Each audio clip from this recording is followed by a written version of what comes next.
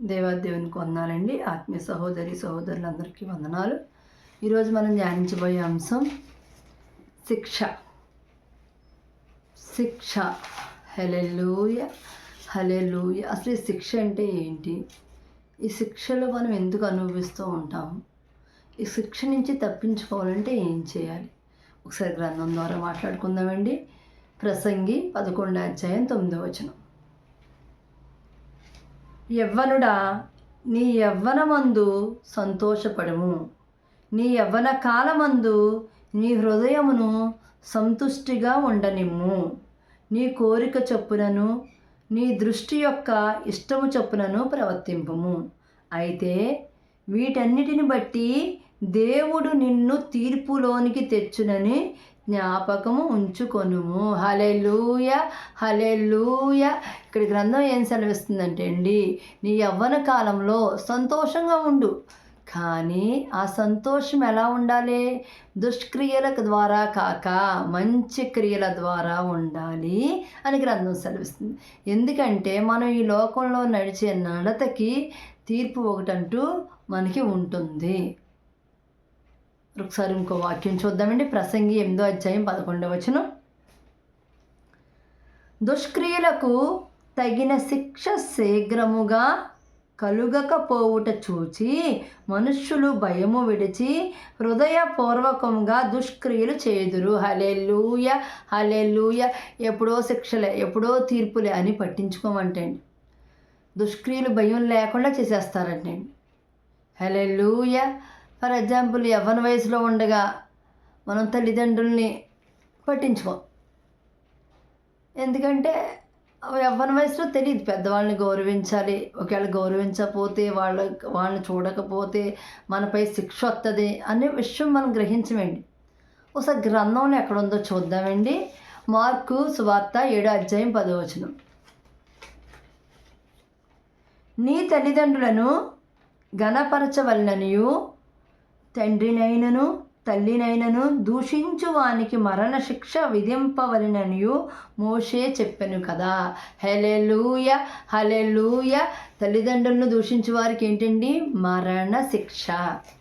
ఏ శిక్ష ఉంటుందండి? మరణశిక్ష.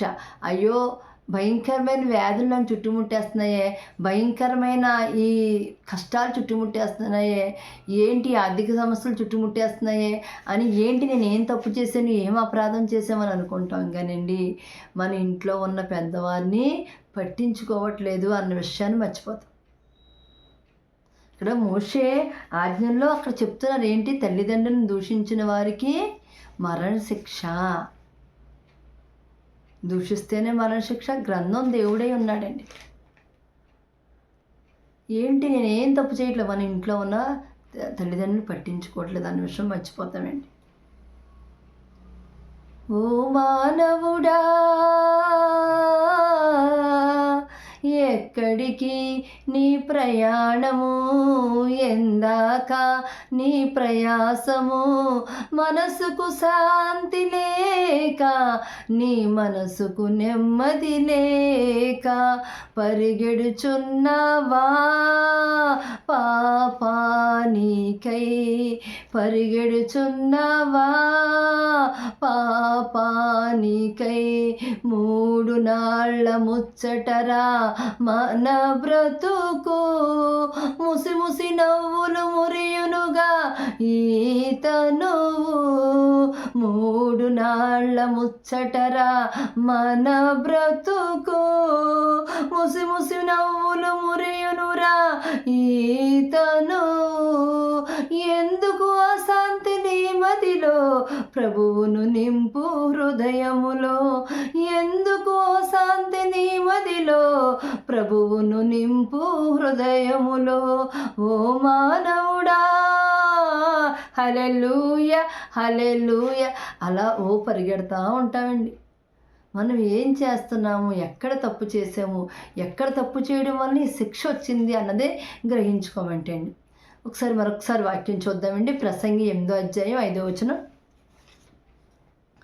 ధర్మమును ఆచరించు వారికి కీడేమియూ సంభవింపదు. మనము సమయము వచ్చుననియు న్యాయము జరుగుననియు జ్ఞానులు మనస్సున తెలుసుకొందురు. హల్లెలూయా. మనం ధర్మంగా నడుచుకుంటే గనక మనకు ఏ కీడు సంభవించదని ప్రసంగి 8:5 సెలవిస్తుంది. సమయం ప్రకారం దేవుడు మన ఎడల కార్యాలు చేస్తాడు. ఆయన న్యాయ నిర్ణేత. హల్లెలూయా. ఏంటి దేవుడు మనల్ని వదిలేసాడా, ఏంటి నేను ఇన్ని కష్టాలు అనిపిస్తున్నావు అనుకుంటామండి. ఆయన న్యాయ నిర్ణేత. సమయం ప్రకారం మన ఎడల కార్యం చేస్తారు. కానీ మనం ఎలా ఉండాలి? ధర్మాన్ని ఆచరించేవారిగా ఉండాలి. బాప్తిసం తీసేసుకున్నానంటే సరిపోదండి. బాప్తిసం తీసుకున్నాక ఏ తప్పిదంలోకి మనం వెళ్ళకూడదు. అలా వెళ్ళకుండా ఉంటేనే మనకి ఏ కీడు ఆయన రానివ్వకుండా మనల్ని కాచుకుంటాడండి. హల్లెలూయా. ఆయన ఎవరండి? న్యాయ నిర్ణేత. హల్లెలూయా. హల్లెలూయా.